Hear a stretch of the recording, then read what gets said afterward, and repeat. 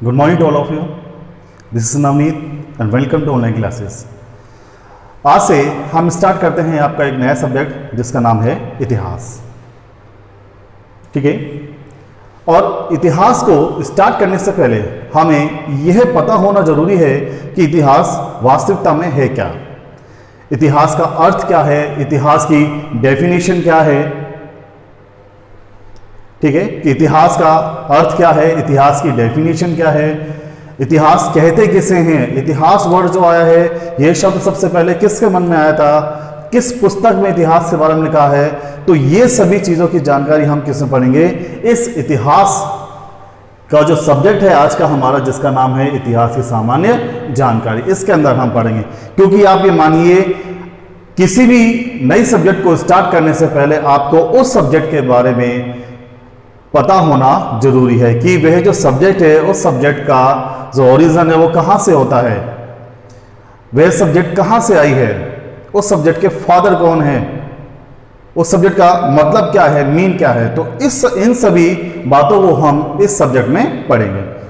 जो आज का टॉपिक है आपका इतिहास की सामान्य जानकारी। ठीक है, तो स्टार्ट करते हैं। इतिहास जो सब्जेक्ट है, ये इतिहास सब्जेक्ट आपने 10th क्लास में पढ़ा होगा, जिसमें इतिहास को 3 और सब्जेक्ट साथ पढ़ा है, ज्योग्राफी, पॉलिटी साइंस और इकोनॉमिक्स और इतिहास। ये 4 सब्जेक्ट मिलाकर एसएस या सोशल साइंस में बनती है, जो 10th क्लास तक आप पढ़ते हो।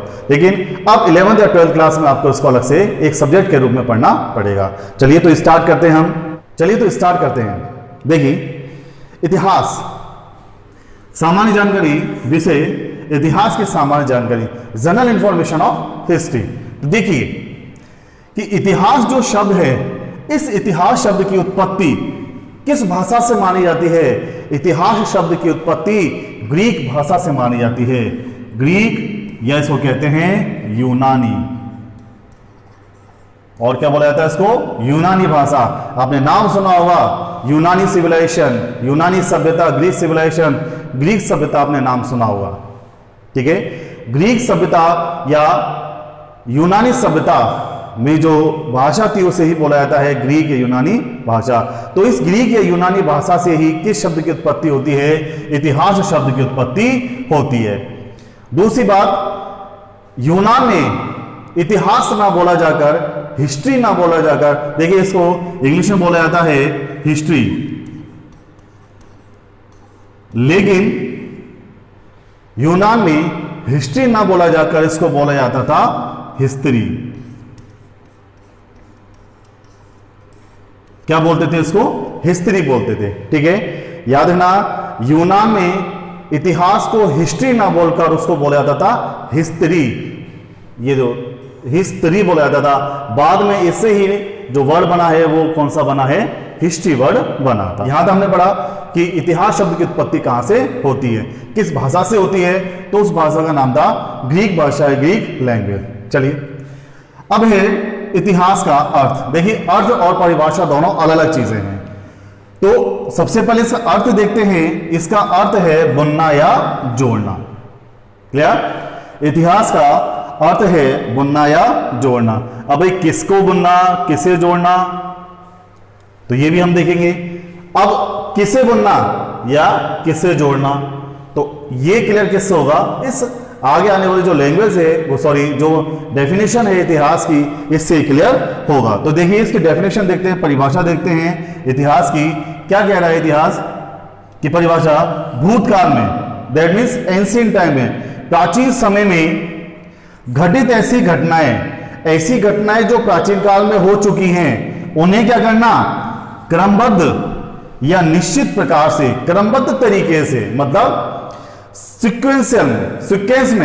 सिक्वेंशियल मैनर में, मतलब जैसे मान लीजिए अलेक्जेंडर ने अटैक किया था 326 बीसी में, 326 बीसी में अटैक किया था।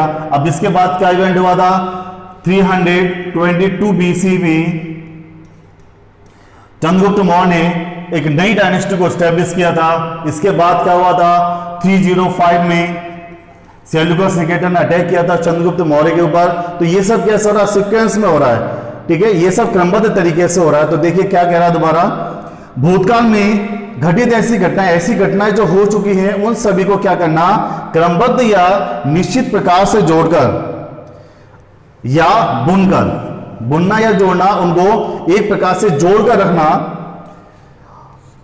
लिखना, जोड़कर या बुनकर लिखना और उन्हें लिखित रूप में प्रस्तुत करना क्या कहलाता है, इतिहास कहलाता है। दोबारा देखिए आप, भूतकाल में घटित ऐसी घटनाएं, ऐसे इवेंट्स जिन्हें क्रमबद्ध या निश्चित प्रकार से जोड़कर या बुनकर उनको लिखा जाता है और लिखने के बाद उसको प्रस्तुत किया जाता है, उसको प्रेजेंट किया जाता है, इसे बोला जाता है इतिहास।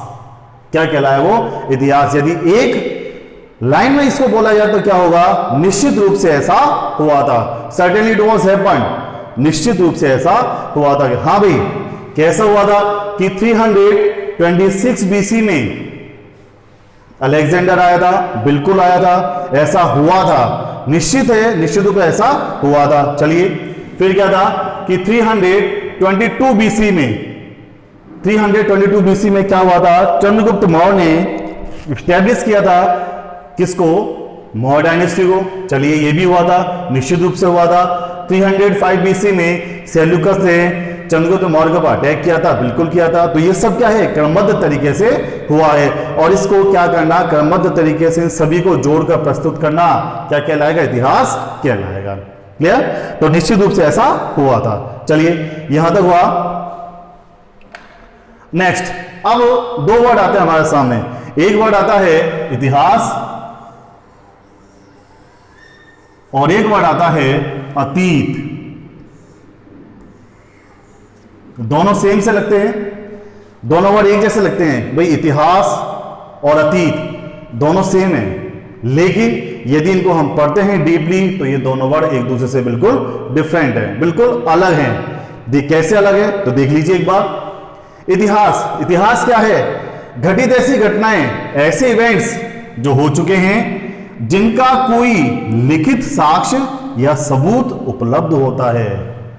ऐसी इवेंट्स, ऐसी घटनाएं जो हो चुकी हैं प्राचीन समय में, लेकिन उन घटनाओं का हमें रिटर्न में एविडेंस मिलता है, लिखित रूप में हमें उनका साक्ष्य या सबूत मिलता है। लिखित रूप में, लिखित रूप में जिन घटनाओं का हमें साक्ष्य या सबूत मिलता है वो तो इतिहास कहलाएगी। लेकिन इसके अगेंस्ट, इसके अपोजिट देखिए, घटित ऐसी घटनाएं जिनका कोई लिखित साक्ष्य या सबूत उपलब्ध ना हो। आपके सामने बिल्कुल क्लियर हुआ है इतिहास और अतीत। इतिहास को क्या बोलेंगे, ऐसी घटनाएं जो लिखित रूप में हमें प्राप्त हुई हैं, सबूत मिले हैं उनके लिखित रूप में। लेकिन अतीत, अतीत को क्या बोलेंगे, ऐसी घटनाएं हो तो चुकी हैं लेकिन जिनका कोई रिटर्न एविडेंस नहीं है, जिनका कोई लिखित साक्ष्य उपलब्ध नहीं है, तो ये क्या कहलाएंगे, ये अतीत कहलाएगा। तो वो आपको ये दोनों वर्ड समझ में आए होंगे कि अतीत क्या है और इतिहास क्या है। ठीक है, तो इतिहास क्या कहलाया, इतिहास वह कहलाया ऐसी घटनाएं जिनका लिखित साक्ष्य या सबूत उपलब्ध हो, और अतीत ऐसी घटनाएं जिनका कोई लिखित साक्ष्य या सबूत उपलब्ध ना हो। क्लियर? चलिए नेक्स्ट। अब बात आती है कि भाई इतिहास है, इस इतिहास के बारे में किसने लिखा सबसे पहले। तो आप ये मानिए कि ये जो इतिहास शब्द है, इस इतिहास शब्द के बारे में किसी न किसी के मन में तो सबसे पहली बार आया होगा। तो ऐसे कौन से व्यक्ति थे जिनके मन में यह बात आई कि ये जो इतिहास है, इस इतिहास को आगे आने वाली जो जनरेशन है उसे भी पता होना चाहिए कि पास्ट में या एंशिएंट टाइम में क्या हुआ था। तो इनके मन में एक वर्ड आया जिसका नाम था इतिहास, और इतिहास के बारे में इन्होंने सब कुछ लिखा। वो भी किस में लिखा था, अपनी बुक में लिखा था। तो ऐसे कौन थे, तो देखिए, जिन्हें कहा जाता है इतिहास के पिता या जनक, जो थे हेरोडोटस। क्लियर? याद रखना, इतिहास के पिता या इतिहास के जनक जिन्हें माना जाता है वो कौन थे, वो थे हेरोडोटस, जिनका टाइम पीरियड माना जाता है 484 बीसी से 425 ईसा पूर्व तक, बिफोर ऑफ क्राइस्ट बोलते हैं इसको। अब आपके दिमाग में एक बात आएगी, सर यदि आपने पढ़ा होगा बहुत अच्छी बात है, यदि नहीं पढ़ा होगा तो शायद आपके दिमाग में एक बात आई सर कि स्टार्ट तो 484 से हो रहा है लेकिन खत्म कहां पर हो रहा है 425 में, जबकि ऐसा होना चाहिए कि 425 में स्टार्ट हो और 484 में एंड हो। अब हमें ये चीजें पता है लेकिन हमें ये भी देखना है कि इनके पीछे क्या वर्ड लगा हुआ है, या तो BC लगा हुआ है ईसा पूर्व या लगा हुआ है AD, ये भी हमें देखना है। तो इन वर्ड्स के पीछे, इन जो नंबर्स हैं, नंबर्स के पीछे क्या लिखा हुआ है, ईसा पूर्व लिखा हुआ है। तो ईसा पूर्व का मतलब क्या हुआ, ईसा पूर्व का मतलब होता है बिफोर ऑफ क्राइस्ट, मतलब ईसा मसीह के जन्म से पहले का जो समय है। काउंटिंग तो हमेशा क्या रहेगी, उल्टी चलती चलेगी, लेकिन जो समय है वो समय आगे बढ़ता हुआ चलेगा। जैसा देख लीजिए एक बार, इतिहास से जन्म आया था हेरोड्स को, और हेरोड्स के द्वारा जो बुक लिखी गई थी उस बुक का नाम था हिस्टोरिका। क्या नाम था इसका, हिस्टोरिका। और हिस्टोरिका में ही इन्होंने क्या किया था, इतिहास के बारे में इन्होंने लिखा था। चलिए ये तो बात हो गई कहाँ की, पूरे वर्ल्ड हिस्ट्री की बात हो गई। अब बात आती है हमारी इंडिया की, क्योंकि हम किस कंट्री में रहते हैं, इंडिया में रहते हैं, तो इंडिया का भी इतिहास रहा है। तो भारतीय इतिहास के जनक, फादर ऑफ इंडियन हिस्ट्री किन्हें माना जाता है, मेगास्थनीज को माना जाता है। अब मेगास्थनीज शायद आपने पढ़ा होगा, मेगास्थनीज कौन थे, मेगास्थनीज सेल्यूकस निकेटर के एम्बेसडर, राजदूत थे।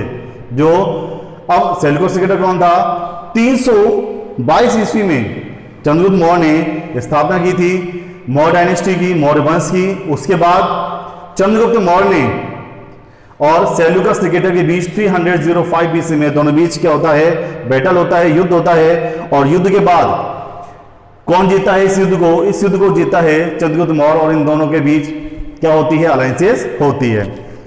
और इस अलायंसेस के बाद सेल्यूकस निकेटर क्या करता है, जो उसका एम्बेसडर था मेगास्थनीज, इस मेगास्थनीज को वो कहां भेजता है, चंद्रगुप्त मौर्य के वो कोर्ट दरबार में भेजता है। क्लियर। तो ये वही मेगास्थनीज था जिन्हें भारतीय इतिहास से जन्म माना जाता है, और इनका जो टाइम पीरियड है वो टाइम पीरियड माना जाता है 350 से लेकर 290 ईसा पूर्व तक, BC तक माना जाता है। और ये भी कौन थे, ग्रीक इतिहासकार माने जाते हैं। फिर आता है, अब बात आती है कि मेगास्थनीज तो थे लेकिन इनकी बुक का नाम क्या था जिसमें इन्होंने अपने भारत का इतिहास लिखा था, वो थी इंडिका। क्या। अब आती है बात राजस्थान की। क्यों, अब राजस्थान के इतिहास के बारे में बात क्यों कर रहे हैं, बिकॉज हम किस स्टेट में रहते हैं, राजस्थान स्टेट में रहते हैं। तो राजस्थान इतिहास की बात हमें पढ़ना है कि राजस्थान का भी कोई इतिहास रहा है। तो देखिए, who was the father of Rajasthan history, Rajasthan history के जो जनक हैं वो कौन थे, ये थे lieutenant colonel James Tod. Colonel James Tod को क्या माना जाता है, राजस्थान इतिहास का जनक इनको माना जाता है। चलिए ठीक है, ये कहाँ के थे, ये ब्रिटिशर्स थे, ये ब्रिटेन से आए थे हमारे यहाँ पर, और इन्होंने राजस्थान के बारे में लिखा था, राजस्थान का इन्होंने इतिहास लिखा था।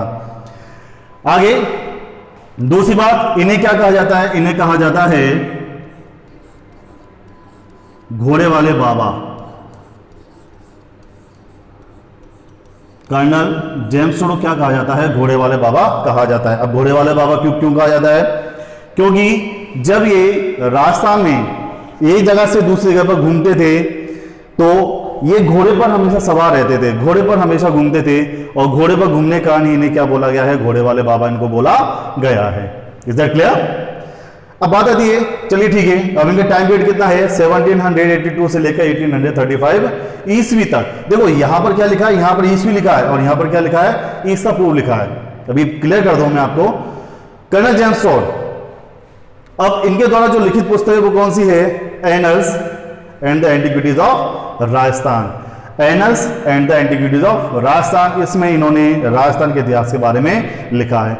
दोबारा देख लीजिए, वर्ल्ड हिस्ट्री, इतिहास के जनक किन्हें माना जाता है, इतिहास के जनक माना जाता है हेरोडोटस को, इनके द्वारा जो बुक लिखी थी उसका नाम था हिस्टोरिका। भारतीय इतिहास के जनक माना जाता है मेगास्थनीज को, इन्होंने जो बुक लिखी थी उसका नाम था इंडिका। और राजस्थान इतिहास के जो जनक माने जाते हैं लेफ्टिनेंट कर्नल जेम्स टॉड, जिन्होंने बुक लिखी थी, इसका नाम था annuls and the antiquities of Rajasthan. यहां तक मेरे हिसाब से आपसे भी क्लियर हो गया होगा। नेक्स्ट हम देखते हैं, चलिए अब बात आती है इतिहास। इतिहास को कितने भागों में बांटा जाता है, तो इतिहास को 3 भागों में बांटा जाता है। ठीक है, 3 पार्ट्स में इसको डिवाइड किया जाता है। फर्स्ट प्रागैतिहासिक काल, सेकंड आद्य ऐतिहासिक काल और 3 है ऐतिहासिक काल, pre historic age, proto historic age और हिस्टोरिक एज। इन 3 पीरियड्स में इनको डिवाइड किया जाता है।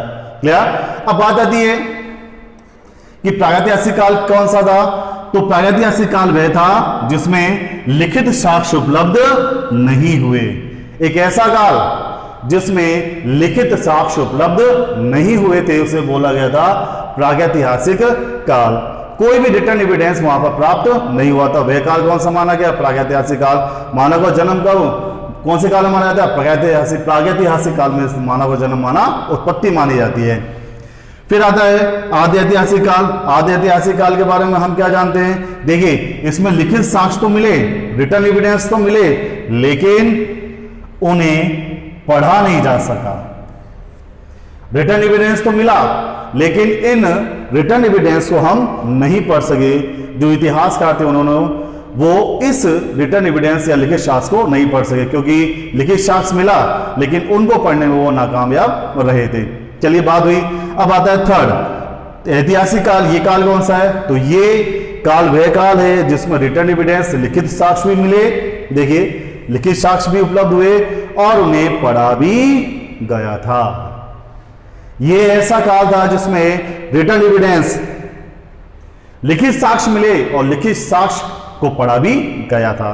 तो इतिहास को 3 पार्ट्स में डिवाइड किया गया है: प्रागैतिहासिक काल, ऐतिहासिक काल, आद्य ऐतिहासिक काल और ऐतिहासिक काल। प्रागैतिहासिक काल कौन सा है? जिसमें लिखित साक्ष्य कोई उपलब्ध नहीं हुआ था। आद्य ऐतिहासिक काल कौन सा है? वह काल जिसमें लिखित साक्ष्य या सबूत तो उपलब्ध हुए लेकिन उन्हें पढ़ा नहीं गया। और ऐतिहासिक काल कौन सा है? ये एक ऐसा काल है जिसमें लिखित साक्ष्य तो उपलब्ध हुए और साथ ही साथ उन्हें पढ़ा भी गया था। तो ये क्या है? ये इतिहास के बारे में हमने पढ़ा कि थोड़ी सी जानकारी थी कि इतिहास क्या है, इतिहास के फादर कौन है, इतिहास का अर्थ, इतिहास की परिभाषा, इतिहास को कितने भागों में विभाजित किया जाता है। तो ये सब हमने पढ़ लिया।